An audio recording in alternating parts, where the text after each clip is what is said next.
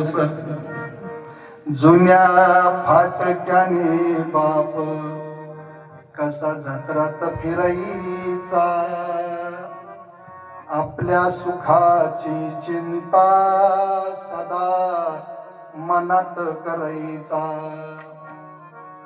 चूल पेटत नव्हती दिन दिवस घराला, पायली भर धान्यासाठी बाप गावात फिरायचा.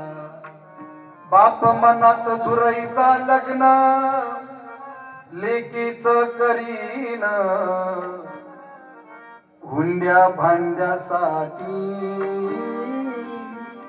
शेत मळ्याला विकीन.